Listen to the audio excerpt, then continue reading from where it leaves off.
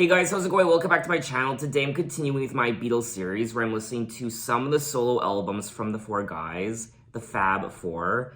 And today I'll be checking out my first ever Ringo Starr album, his third studio album called Ringo from 1973. Now the album is noted for the participation of all four former Beatles members and for its numerous guest stars, something which would become a signature for Ringo on many of his subsequent albums and tours. Now, I discovered something this past weekend. Ringo Starr is actually coming to my city this coming October. Perfect timing for me to find this out, considering I'm listening to my first Ringo Starr album. I mean, the coincidence and timing of me finding out this news was just bizarre. Ringo Starr and his all-star band is coming to my city in October of this year. So I don't know, should I get tickets? I'm kind of tempted, I won't lie. Ringo Starr and his all-star band is a live rock supergroup founded in 1989, led by former Beatles drummer and vocalist Ringo Starr. I don't know, being able to see an actual Beatles member up on stage live, I mean, I will never have this opportunity again, probably. So leave a comment down below and tell me, should I go see Ringo Starr and his all-star band later this year when he visits my city? I missed out on Elton John. Elton John came to my city a few years ago.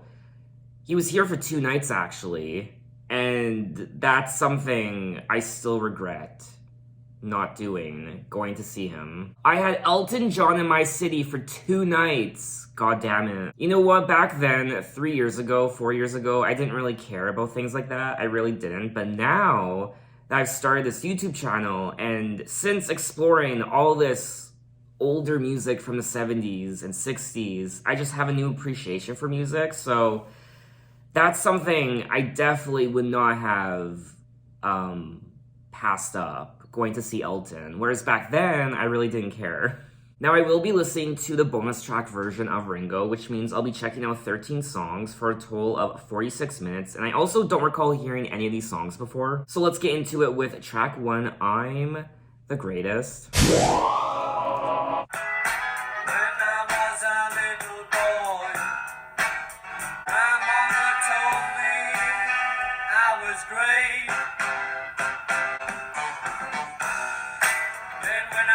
Teenager, all my friends told me I was great,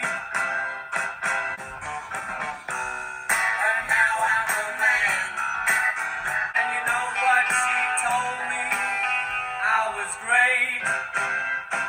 I'm only 32. I'm 32.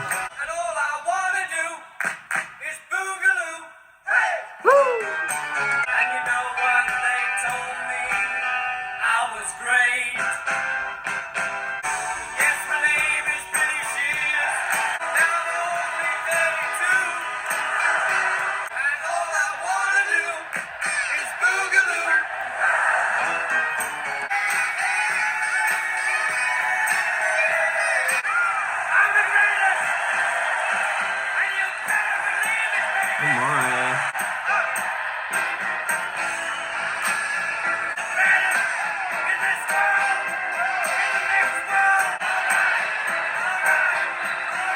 That was track 1, I'm the Greatest, and this was a fun, wild time. Out of the 4 Beatles members, Ringo Starr is the one member that I know the least about, just because I haven't listened to any of his albums yet, so I haven't really delved into his music and his lyrics and the stories behind the songs like I have with the other 3 members and some of their albums. What's interesting about all 4 of the guys is each one seems to have their own shtick, their own personality. I mean, even looking at the album artwork for this album, it's such a Ringo Starr album cover. It's a very interactive song. At one point, we hear the cheers of an audience, and he is boasting about how he's the greatest, and he knew he was the greatest since he was a kid. When I was a little boy, way back home in Liverpool, my mama told me I was great. Then when I was a teenager, I knew that I had got something going. All of my friends told me I was great, and now I'm a man. A woman took me by the hand, and you know what she told me? I was great. I was in the greatest show on earth for what it was worth. Now I'm only 32 and all I want to do is boogaloo. I'm 32. I am now currently the same age that Ringo Starr was when he worked on this album. I'm the greatest, and you better believe it. I'm going to be the greatest in this world, not just this world, but in the next world, and in any world.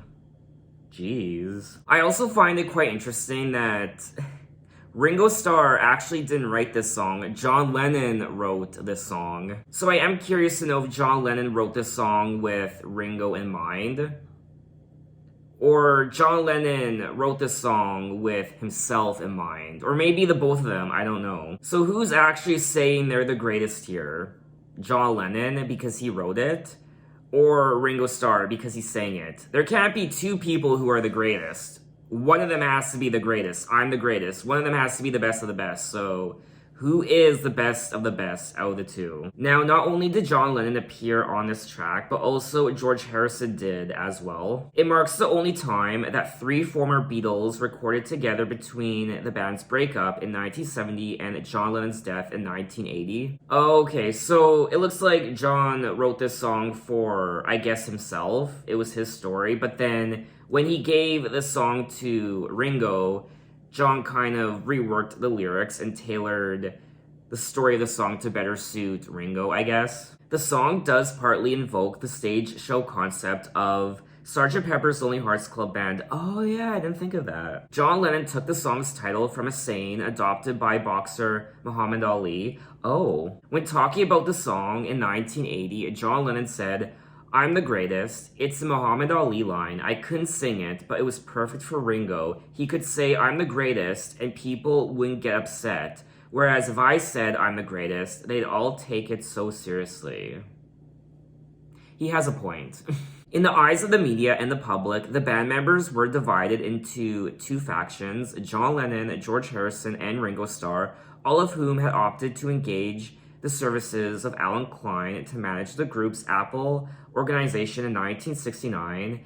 And then there was Paul McCartney, whose isolationist stance had been interpreted as the reason for the breakup of the Beatles. Dear God, could you imagine Paul McCartney singing a song like this? He would get eaten alive. This really was a great time. I enjoyed everything about the track. The overall instrumental, I liked the story of the song and how interactive it was. So let's move on to track 2. Have you seen My Baby?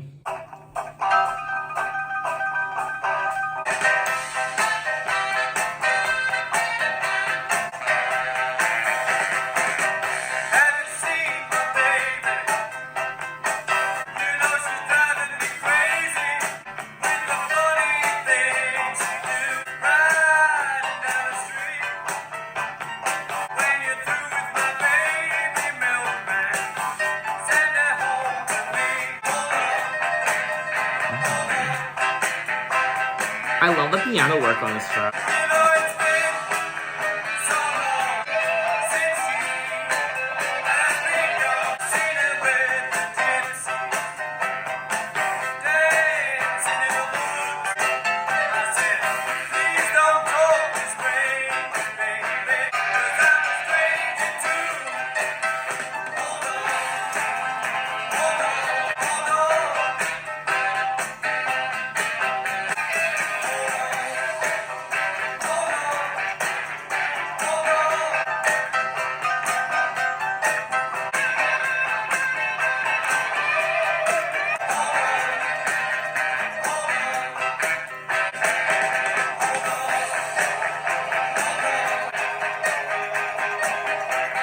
That was track 2, Have You Seen My Baby? And this is such, I don't know, it's kind of a glamorous album, I won't lie. In particular, this track, production-wise, the piano, who was tickling the ivories on this track? So it looks like James Booker was the piano player on track 2. He was a New Orleans rhythm and blues keyboardist and is described as the best black, gay, one-eyed, junkie piano genius New Orleans has ever produced. Flamboyant in personality, he was known as the Black Liberace. I won't lie, this kind of reminded me of an Elton John track, and the song was also written by Randy Newman. Have you seen my baby on the avenue? You know she's driving me crazy with the funny things she do. I've seen her with the milkman riding down the street. When you're through with my baby, milkman, send her home to me.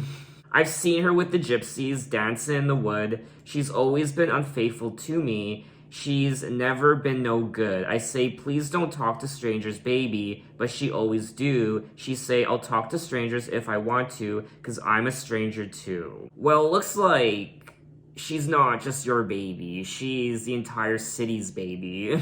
You might want to get tested. Another song on the album that is a good time to listen to. Anyway, though, let's move on to track 3, Photograph.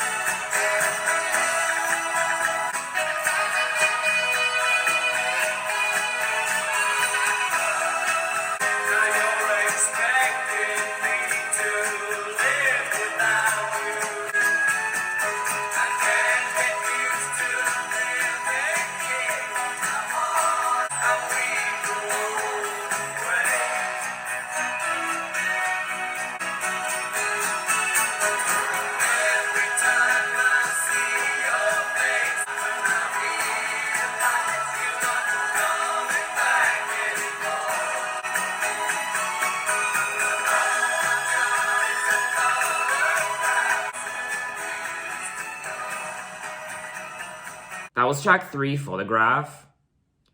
Wow, this was wonderful.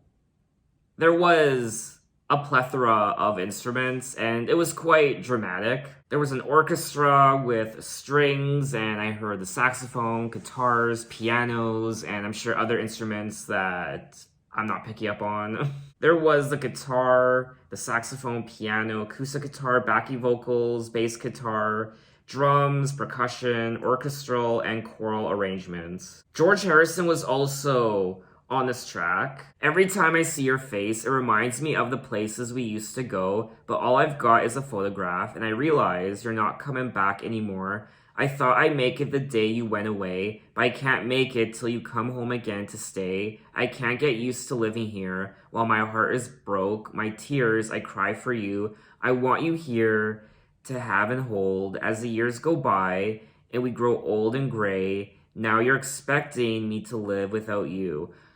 I just had deja vu. Weird. Anyway, this song was written by both George Harrison and Ringo Starr. Now, it looks like this is one of Ringo Starr's signature songs. It's considered by some among the very best post-Beatles songs by any of the Fab Four. It incorporates aspects of Phil Spector's Wall of Sound through the presence of multiple drums and acoustic guitars, as well as an orchestra and a choir. I loved that part of the song, the overall orchestra and the choir. Ringo Starr and George Harrison began writing Photograph on a luxury yacht in the south of France.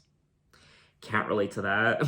The lyrics to Photograph are centered around lost love, with the singer having only a single picture by which to remember his absent lover. Ringo Starr sang Photograph at the 56th Annual Grammy Awards, during which he and Paul McCartney, as the two surviving ex-Beatles, were honored with the Recording Academy's Lifetime Achievement Award. I should watch that. So that would have been in 2014. That was recent. It has to be on YouTube then. Ideas. This was a big hit for Ringo Starr. It peaked at #1 on the US Billboard Hot 100, and rightfully so, because it really is a wonderful song. It's wonderful to listen to, but when you actually sit down and read the lyrics, it's quite sad and heartbreaking. Anyway, though, let's move on to track 4, Sunshine Life for Me, Sail Away, Raymond.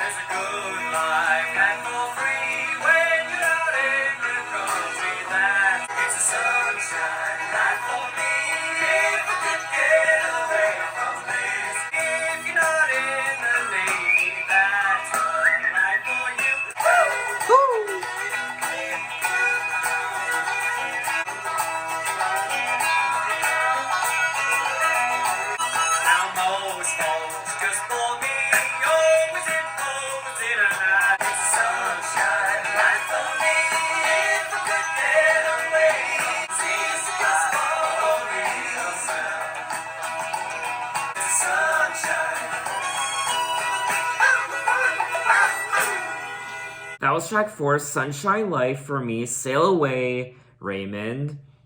And I liked the overall composition of this track. I liked the overall sound. It was more country sounding. It was like a nice little folk song. It really was quite interactive.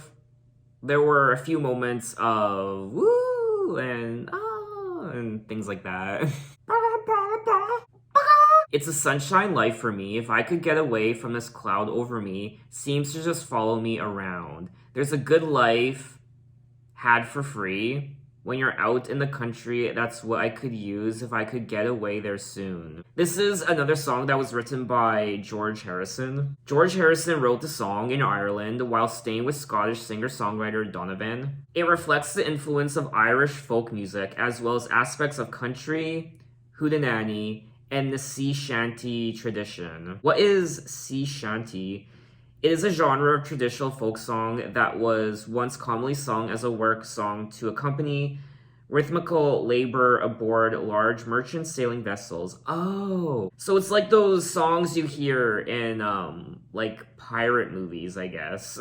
In the lyrics, George espouses an escape from modern life for the tranquility of nature. The Raymond named in the song title was a lawyer hired by Alan Klein, the manager of George, Starr, and John, to represent the 3 former Beatles and Apple Corps in the high court action initiated by Paul McCartney. Upon its release, Sunshine Life for Me received a varied response from critics, some of whom dismissed it as an inauspicious track. Well, oh, it's inauspicious, la-di-da. We hear the banjo and the fiddle, and I thought this was a sweet, fun little light song, and it really did put a smile on my face. Anyway, though, let's move on to track 5, You're 16, You're Beautiful, and You're Mine.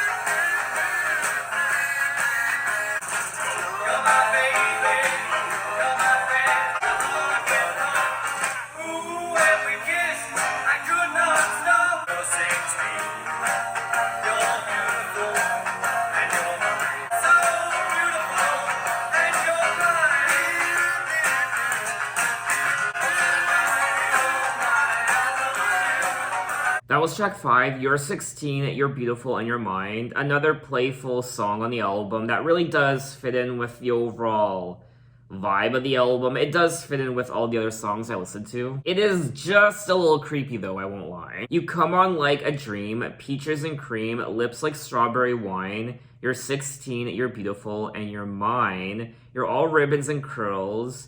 Ooh, what a girl. Eyes that sparkle and shine. You're 16, you're beautiful, and you're mine. Now, this is a cover of the Johnny Burnett song from 1960. Now, Ringo's cover did reunite Ringo with Paul McCartney. There was also a very interesting instrument being played on this track. In parts, I don't know what is, I don't know what to call it. The song features a kazoo sound solo. It kind of reminded me of a clown. A kazoo is an American musical instrument that adds a buzzing quality to a player's voice when the player vocalizes into it. Oh, I remember these. I think I had one when I was a kid. Like one of those plastic ones. The 1978 music video of Starr's version features Carrie Fisher as Ringo's love interest, who indeed was about 16 at the time. She would have been 10, 11, 12, 13, 14, 15, 17. About, 16 or 17, I guess. Oh, Carrie Fisher. Rest in peace. Now, it looks like Ringo's cover of the song was another big hit for him because it peaked at number 1 on the US Billboard Hot 100. I really did enjoy this song. I like the overall instrumental. I wasn't crazy about it. Anyway, though, let's move on to track 6, Oh My My.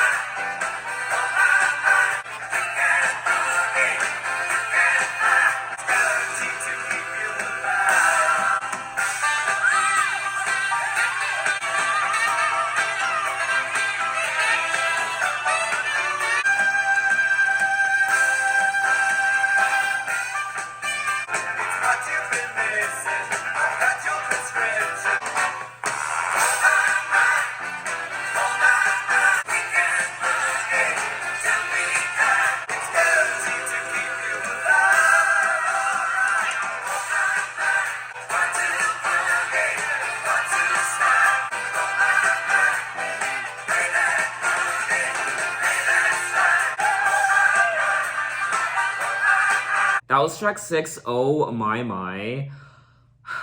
What are these songs? This was a wild, fun time. It's filled with personality. I felt like I was at a party, some rowdy, fun, drunken stupor.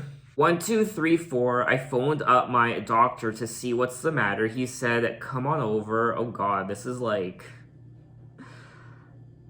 Dare I say it?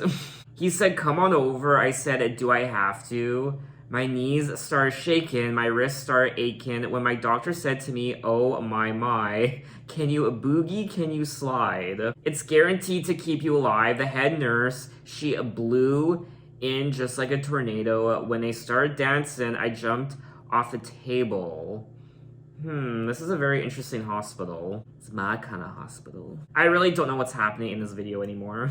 Can anybody come over and get me? Now if you should slow down and you're feeling low down, don't call up your doctor, just grab you a partner. It's what you've been missing. I've got your prescription, that boogie woogie remedy. Oh, Ringo. Billboard magazine felt that the instrumental portion of the song was more effective than the lyrics. I love the instrumental of this track.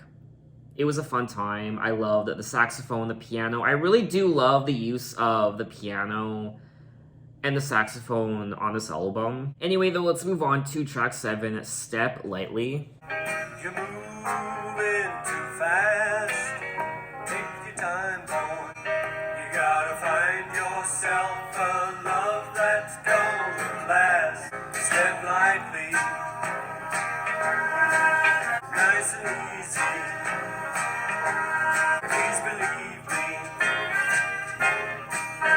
Now don't be angry at what I'm telling you. Find yourself a love that's true to you.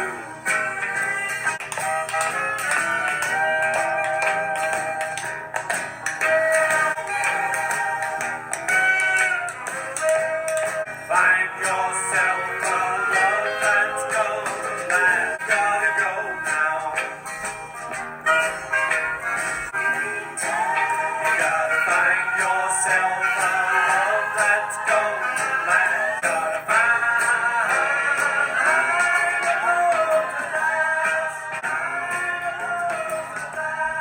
That was track 7, Step Lightly. And this was another solid track. It kind of reminded me of a Paul McCartney song. I loved the overall production, the overall instrumental. That was the highlight for me. I wasn't crazy about the lyrics. It is probably one of my least favorite tracks on the album so far. After finishing the song, 6 o'clock, Starr asked his chauffeur to buy some tap dancing shoes, which Ringo would use on this track, which was very much unexpected. Step lightly, you're moving too fast. Take your time, boy. Soon the pain will pass. In the meantime, you gotta find yourself a love that's going to last. Step lightly. Oh, step lightly. The tapping of the shoes. Okay, I get it. Now, don't be angry at what I'm telling you. I'd be happy if you would see it too. But in the meantime, find yourself a love that's true to you. But in the meantime, find yourself a love that's going to last. I did like the song overall. It's just not a song I would go back to all the time, like a lot of the other songs I just listened to. Anyway, though, let's move on to track 8, 6 o'clock. 6 o'clock. I just realized that. I say 6 o'clock, not 6 o'clock. 6 o'clock, 4 o'clock. A, not O. I guess, I don't know, maybe it's my accent. 6 o'clock in the morning, you've just gone to sleep. Can't be the kind of company I keep. You keep me asking. I don't treat you like I like to treat you, but I don't treat you like I don't treat you like I should.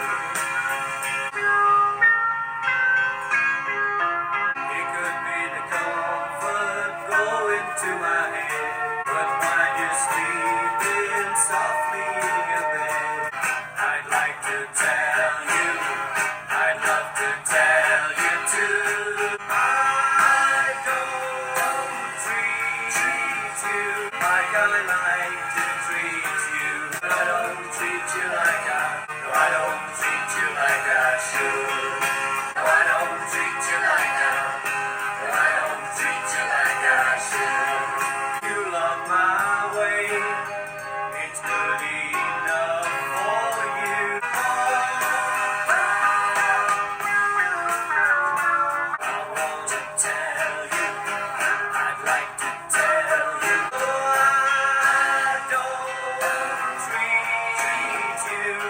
I like to treat you. I don't treat you like I don't treat you like I should.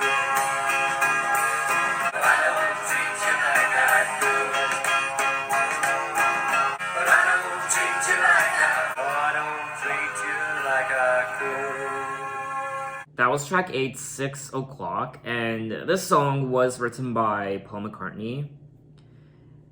And to be honest, I mean, I couldn't really get into the song. I found my mind was drifting quite a bit, but I actually didn't start getting into the song until the last minute. 6 o'clock in the morning, you've just gone to sleep. I wipe a tear from my eye. It can't be the kind of company I keep that keeps me asking. You keep me asking. You keep me wondering why I don't treat you like I'd like to treat you. I don't treat you like I like to treat you. Every diamond in the sky is in your eyes, but I don't treat you like I. No, I don't treat you like I. No, I don't treat you like I should. This is one of those songs that slowly had to grow on me.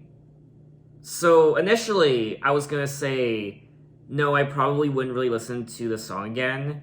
I wasn't the biggest fan of it, but actually, I would listen to this track again. I did grow to like this song towards the end. I am a little disappointed that Ringo didn't have a bigger hand in the overall songwriting of a lot of these tracks. And because of that, I feel like there's a sense of disconnect when it comes to me trying to figure out and understand who Ringo Starr really is. It was the first time that Paul McCartney and Ringo Starr had worked together since the Beatles' breakup in 1970. Their collaboration reflected an easing of the tensions that had existed between the two musicians for much of that period. When talking about the song in 2001, Ringo Starr said, 6 o'clock in the morning, you've just gone to sleep. Paul wrote that. See, they knew me so well, they would write songs that they felt I could get away with.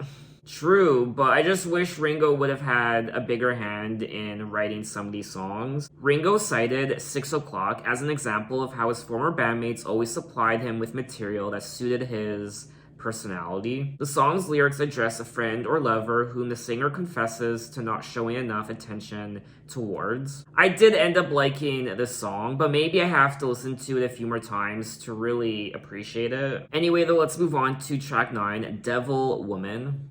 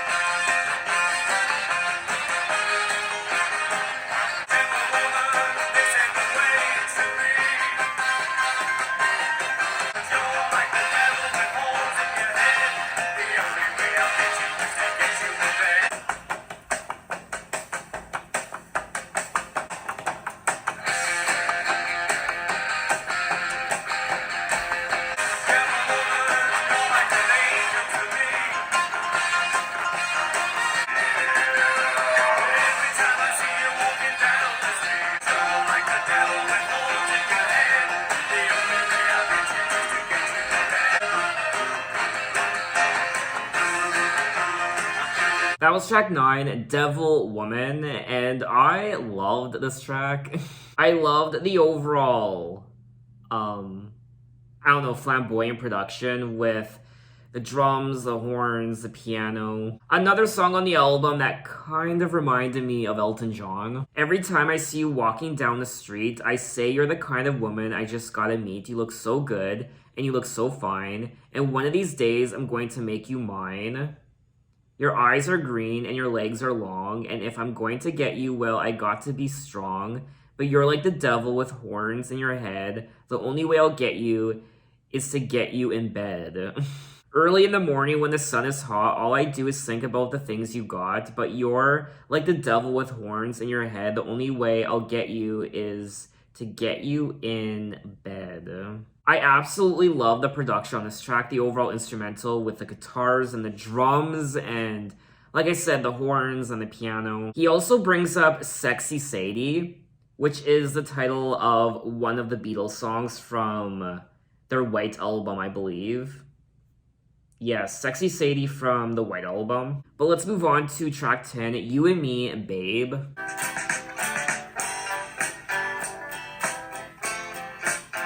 For you and me, babe, it's time that we part. I wish we could start at the top again. For me and you, babe, it's the end of our day, but it's getting late and it's time to leave. Now I wanna tell you the pleasure really was mine. And when the sun sets in the sky, I'll be in some nightclub getting high. Now you and me, babe, we may meet again.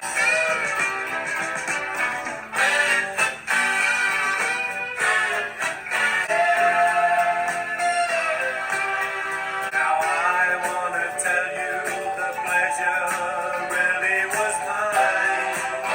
Right here on this record, spinning round. Goodbye, everybody. Come on, lads, play it for me, boys. There we are. Well, it's the end of the night. I'd just like to say thank you to everyone involved in this piece of classic we're making. It's George Harrison, John Lennon, Paul McCartney, Richard Perry for producing this masterpiece, and everyone else who joined in and helped us on this wonderful record. Your friend and mine, Ringo Starr. That was track 10, You and Me, Babe. The final track on the standard edition of the album. There are still 3 bonus tracks I have to listen to. And this was a nice way to wrap up the album. At the end of the song, he thanks everyone for their collaborations and help in creating this piece of plastic. Thanks to everyone who joined in and helped us on this wonderful record. So it's a big good night from your friends and mine, Ringo Starr. For You and Me, Babe, it's time that we part. In between you, babe, I gave you my heart for these few moments. I wish we could start at the top again. Just like all the other songs on the album, I liked the overall production of this track. But I did find, just like one of the other tracks, I think it was, I forget which one, but I did find my mind was drifting when I was listening to this track. I liked listening to it for the first time, but it's not a song I would really listen to again. The track serves as a farewell from Ringo to his audience in the manner of a show closing finale by lyrically referring to the completion of the album. The closing acknowledgements provide the sonic equivalent of credits rolling on screen at the end of a classic Hollywood film. I did like that part of the song. It was a nice touch. It very much is something Ringo Starr would do. The song also features a series of well-regarded guitar solos from George Harrison. For You and Me, Dave, they turned out the lights, the violins stayed to wish you good night. Me and my band-aid are reaching the end, so it's off we go. Good night, everybody. Come on, lads. Play it for me, boys. There we are. I really do like the lyrics of this song. I like how we're wrapping things up, and the curtain is now closing. That's it. It's the end of the Ringo Starr show. But we are moving on to track 11, It Don't Come Easy, the first of 3 bonus tracks.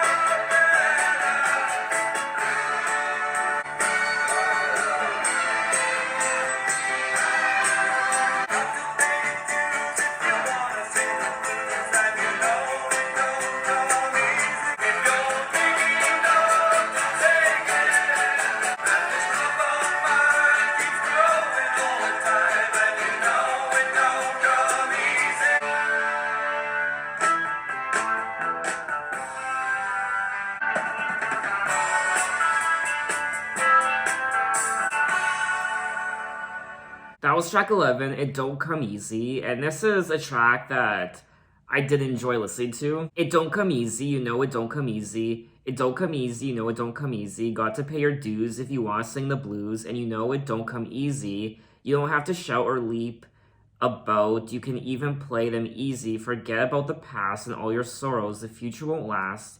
It will soon be your tomorrow. I don't ask for much.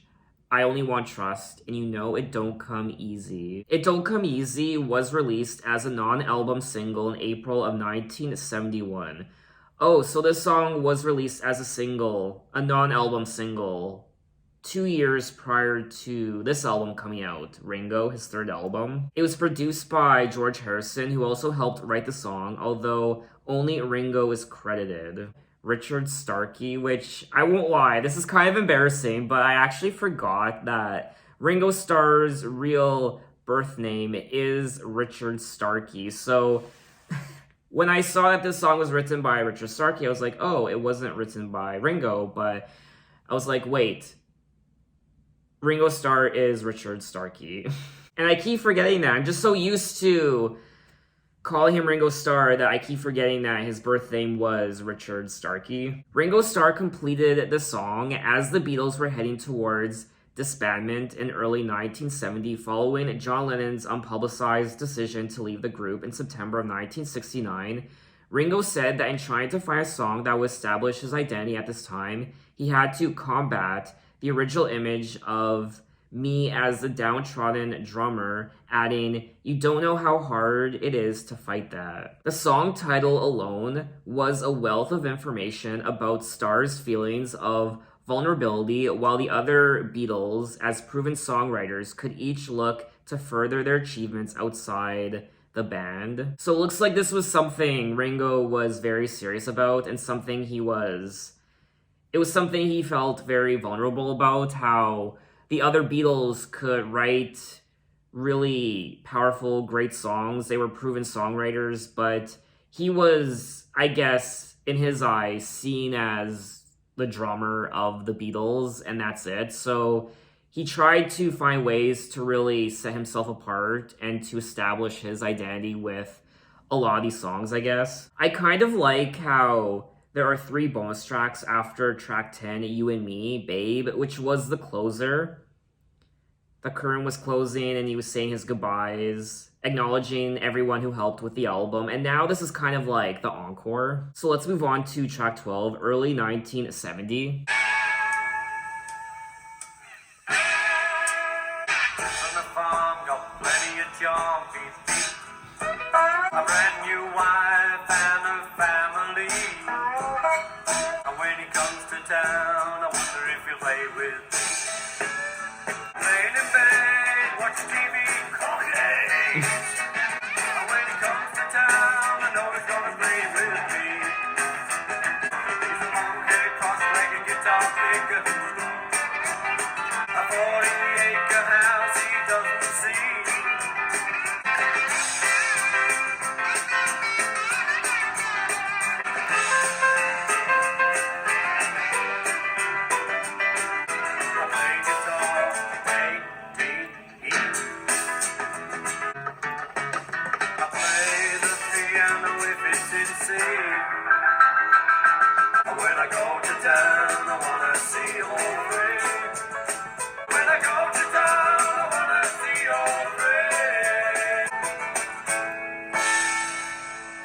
That was track 12, early 1970, another fun song on the album filled with personality. Now, my impression initially was that he was singing about perhaps Paul McCartney. Lives on a farm, got plenty of charm, beep beep. He's got no cows, but he's sure got a whole lot of sheep, a brand new wife, and a family. And when he comes to town, I wonder if he'll play with me. I'm also curious to know if he's singing about perhaps John Lennon and maybe even George Harrison as well. Laying in bed, watching TV, Cookie, with his mama by his side. She's Japanese. They scream and they cried. Now they're free. I don't play bass because that's too hard for me. I play the piano if it's in C. And when I go to town, I want to see all 3. Aww. I want to see all 3. So I imagine, yes, he is singing about his past bandmates. I thought this was a cute little song. Early 1970 is a rare example of Starr's songwriting at the time. It was inspired by the breakup of the Beatles and documents his relationship with his three former bandmates. The lyrics of the verses comment in turn on Paul McCartney, John Lennon, George Harrison as individuals and the likelihood of each of them making music with Starr again. In the final verse, Ringo offers a self-deprecating picture of his musical abilities and expresses the hope that all four will play together in the future. Ringo Starr recalled his reaction to John Lennon saying that he was leaving the Beatles by saying, "It was a relief once we finally said we would split up. I sat in the garden for a while, wondering what the hell to do with my life. After you said it's over and go home, you think, oh God, that's it. Then, now what do you do?" It was quite a dramatic period for me, or traumatic actually. I am under the impression that Ringo Starr was kind of the odd man out when it came to what was going to happen to each and every one of the members after the Beatles broke up. All of the other guys had their songwriting capabilities and they could play instruments and they really had the star power, I guess, to really branch out and do solo work. Whereas Ringo, I'm getting the impression that perhaps he was a little insecure. He didn't know what was going to happen to him because he was just seen as the drummer for the Beatles. I mean, how you compete with guys like Paul McCartney and John Lennon and George Harrison? When discussing the song in a 2001 interview, Ringo Starr said it reflected how he could count on John Lennon and George Harrison's musical support after the breakup, but not on Paul McCartney's support. In the song, Ringo refers to his own musical shortcomings. "I play guitar, A, D, E. I don't play bass because that's too hard for me. I play the piano if it's a C." Ringo Starr said, "At that point, I felt that when John comes to town, I know he's gonna play with me. And if George comes to town, I know he'll play with me. And if Paul comes to town, I wonder if he's gonna play." We were going through that Apple nonsense where Paul was suing the three of us and he was angry. And we were angry, and I was wondering when that would stop. So Ringo Starr and Paul McCartney just didn't have a very good relationship at all during the breakup of the Beatles, and even a few years afterward. In the first verse of the song, Ringo addresses his strained relationship with Paul. The lyrics depict Paul as full of charm and engrossed in his domestic life on his Scottish farm with Linda and their newborn daughter, Mary. Ringo concludes the verse by singing, "And when he comes to town, I wonder if he'll play with me." Aww. In verse 2, he refers to John and Yoko. Something about screaming and crying, and now they're free.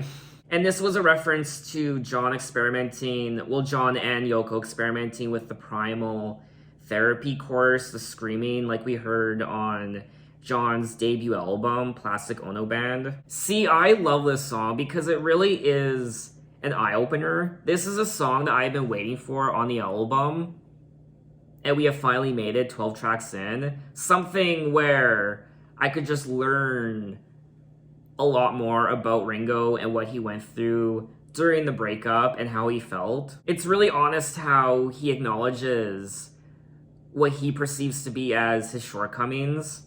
How he can't really play the piano, he can't really play bass. He seems like one of those guys who just wanted to just hang out with his buddies, his bandmates. He just wanted to jam out like they used to back in the good old days, I guess. And he just wanted to keep that friendship intact, I guess. But things went in the opposite direction that resulted in turmoil and drama and legal issues and just anger and frustration. Ringo Starr reminds me of one of those guys who is getting older and all his friends are getting older and everyone is getting married and having kids, and he just wants to hang out with his buddies. He wants it to be like how he used to when it came to them just hanging out and having a good time. But now there's all these commitments and they're just adults now and they have other priorities. I don't even know if he got married.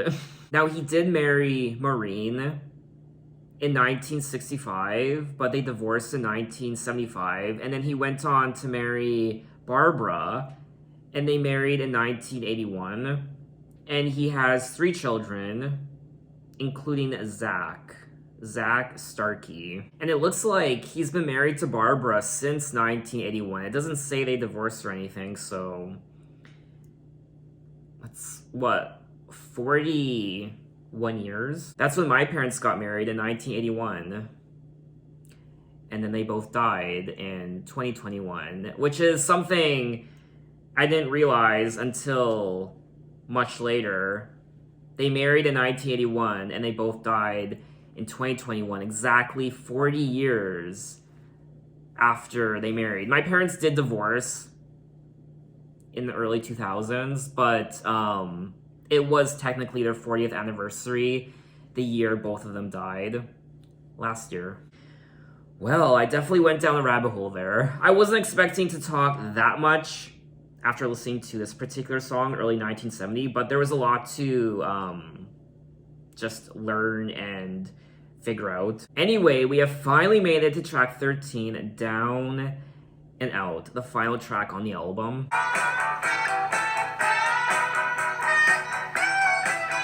Looked at the sky, what did I see? I saw someone looking at me, and I'm down. Well, I'm down, so down, down and out. Well, I'm down, so down, down and out.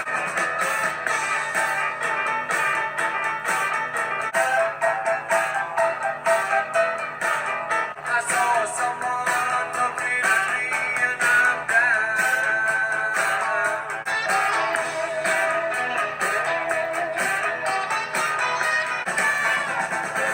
In the sky, what did I see? Well, I'm down, so down, down. That was track 13 and Down and Out, and this was a great time. I love the overall instrumental. Looked at the sky, what did I see? I saw someone looking at me, and I'm down and out. Down and out, well, I'm down, so down and out. All right, Gary. With Photographs selected as the album's lead single, Ringo chose Down and Out, a song written by him alone, for the B-side. The song also includes solos from George Harrison on slide guitar. Now, some have dismissed Down and Out with saying it's a very mundane throwaway tune only saved from extinction by the professional arrangement and by Harrison's distinctive slide guitar solo. Well, I liked it. So that was all 13 tracks of Ringo by Ringo Starr. And this was a wonderful experience. I loved the overall production on this album, all of the instruments, especially the piano work and the horns and the overall guitar work.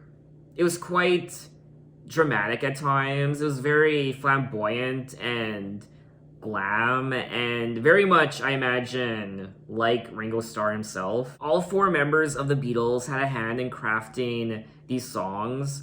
Ringo, of course, but also Paul and George and John.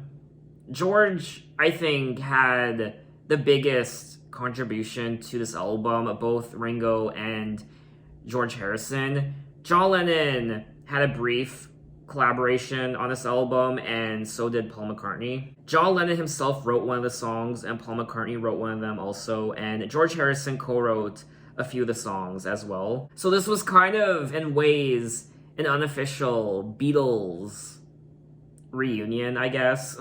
I did like the lyrics of these songs, but to me, they weren't the standout. The standout to me was the overall production, the overall energy, and the personality that Ringo brought to these songs. The lyrics do touch on, obviously, relationships and women and, I guess also the loss of love, too, at times, and his insecurities when it came to being the drummer of the Beatles, how his other bandmates seemed to have all of these extra talents that he couldn't really utilize in his solo career. So it was something he was scared about once the Beatles broke up. What am I gonna do? The other guys, they can definitely go on to solo projects, but I'm just the Beatles drummer, and I don't have as many talents as them. That's the impression I'm getting from doing some of the research for some of these songs. Unlike all the other Beatles solo projects, Ringo Starr didn't really have a big hand in the songwriting of a lot of these songs. He did write a few of the songs, especially the bonus tracks, and a couple of the other standard edition tracks. He also co-wrote some of them. In my opinion, I do think it's a very cohesive album when it comes to the overall production and sound of these songs. It's a party, it's a wild time, and there were many times where this album put a smile on my face. This album very much is Ringo Starr. Out of all the Beatles solo projects I've listened to on my channel so far, this one isn't my favorite, but it's also not one of my least favorites. It's probably somewhere near the middle. So what did you guys think of this album, and what are your impressions of it? So in my next Beatles solo project video, I will be moving on to Paul McCartney's second solo album from 1980 called McCartney 2. So look out for that video next time, and thanks for watching, guys. You can find me on Twitter, you can find me on Instagram, you can message me, you can say, hey, how are you? And I will see you next time. Take care.